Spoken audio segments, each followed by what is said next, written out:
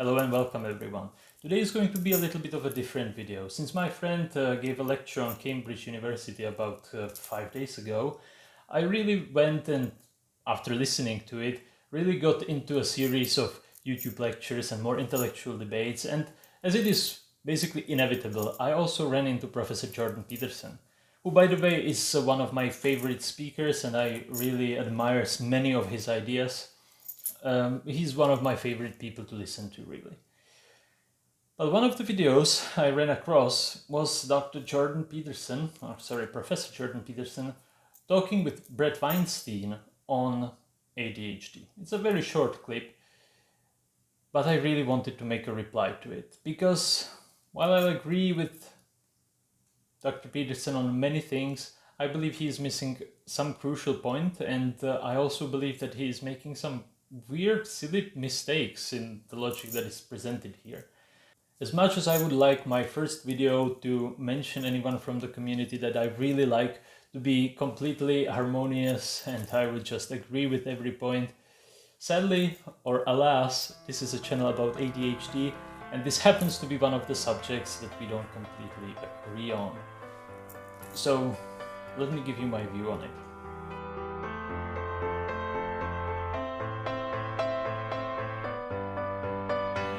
Focus your attention, you have to have your emotions aligned, because otherwise it'll fragment. And ADHD is a loose diagnosis. You might want to take an online personality test to find out if you have ADHD, or if you're just really high in openness and extroversion and low in the other three traits. Because it's not a pathological condition, it's just a temperamental variation. Okay, so I just wanted to jump in here. I completely agree with Dr. Peterson about the emotional alignment.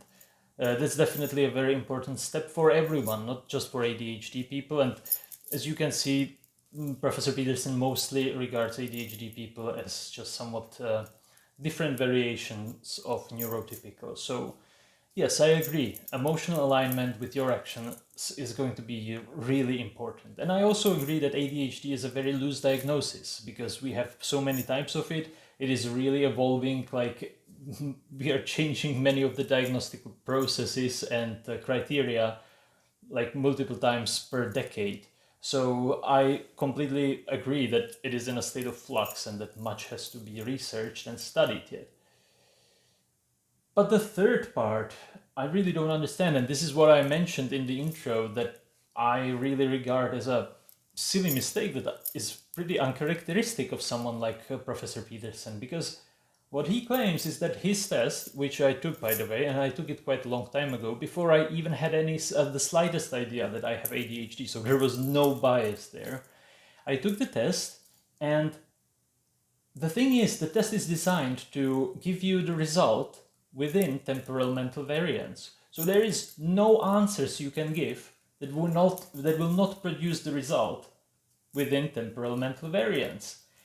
Of course, if you have ADHD and you answer honestly, you will have, as Professor Peterson mentions and will mention in the future, you will have very low conscientiousness, you will probably have lower agreeableness, and you will have very high openness and possibly even extroversion.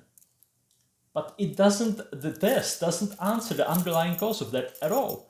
It just tells you this. It's a descriptive test. It doesn't go deeper at all.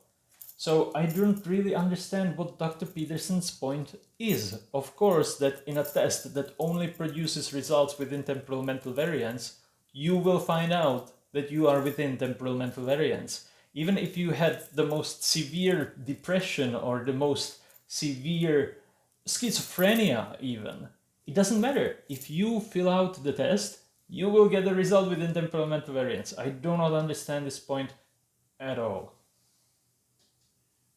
Like creative people tend to think laterally, and they're somewhat scattered, and extroverted people are somewhat impulsive. So if you're extroverted and open and you're not very conscientious and you're not very agreeable, you're going to manifest yourself as somewhat attention deficit disordered. It's not necessarily a pathology.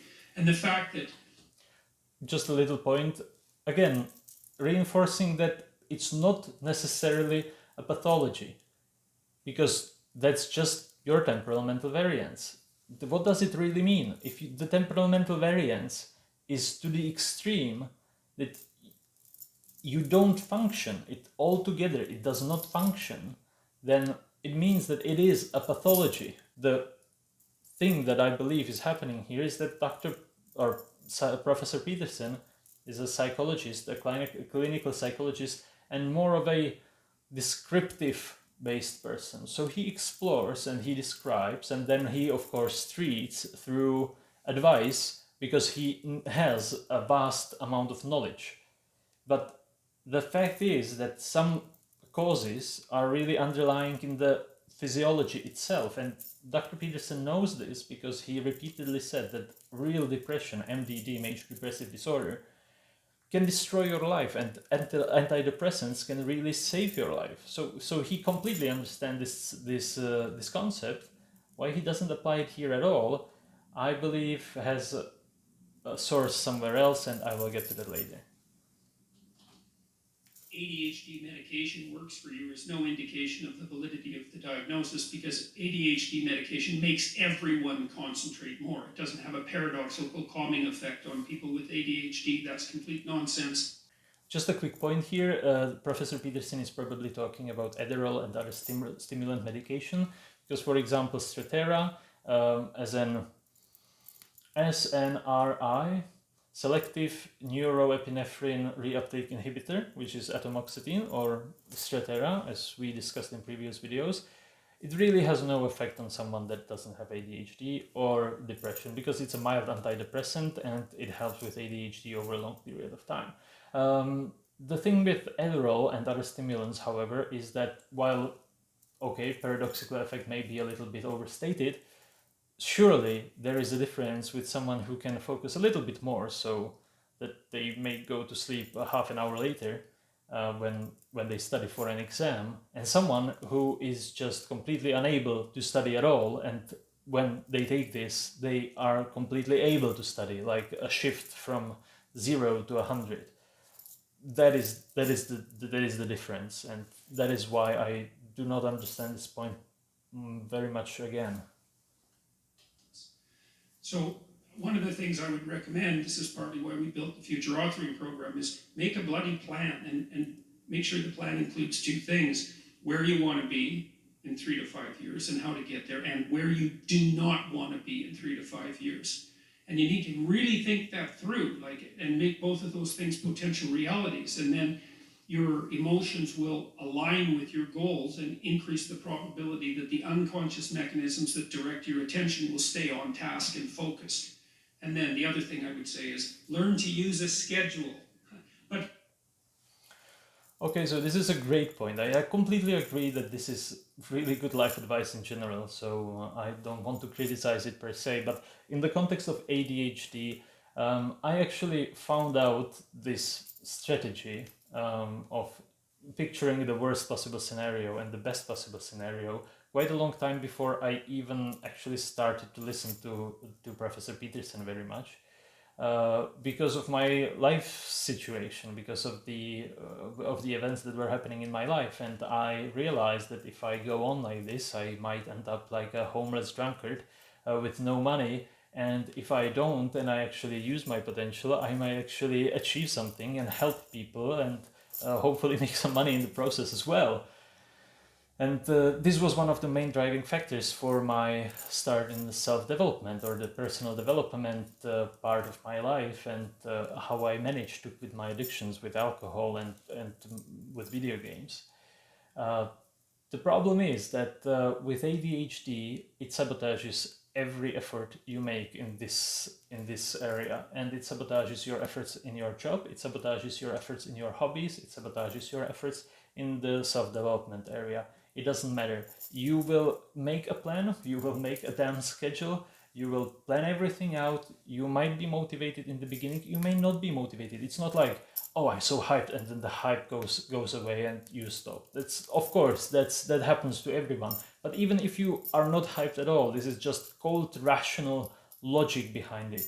Just as Dr. Peterson said, like, you have to imagine the worst possible scenario and the best possible scenario and move from one away from one and to the other, even then the ADHD will just stop you in your tracks. Whether it's going to be through hyperfocus on something else that you just can't help yourself, whether it's going to be through constant distraction while you are working on the project, whether it's going to be through some comorbid disorder like anxiety and depression that is just going to shut you down completely. There are so many things that can go wrong, and when you don't take medication, this by itself will not fix it, because these issues with ADHD target directly this kinds of help. You help yourself through this, and ADHD destroys this pillar of the bridge that you are building. So you first need to take the medication so that you can build that bridge, and then that bridge is going to function, and then everything that Professor Peterson says applies. But before then, if you actually have the ADHD, it's just not going to work. And I have tried for years. So I decided to cut the clip here because while the video itself may be a little bit short, my response took a little bit longer than I expected. And I want to invite everyone who listened to just go in the comments and to type whatever they want to say or retort to what I said, because I totally understand and I believe that there are many points that were left on the table. And yes, this was just my initial reaction. There is much to be discussed about this topic. Of course, I don't claim to be an authority on this. These were just my thoughts. And I really would like to encourage any civil discussion in the comments below. So please do. I'm looking forward to your contribution. And if you liked what you saw, at least, please consider liking and subscribing. And I will see you tomorrow.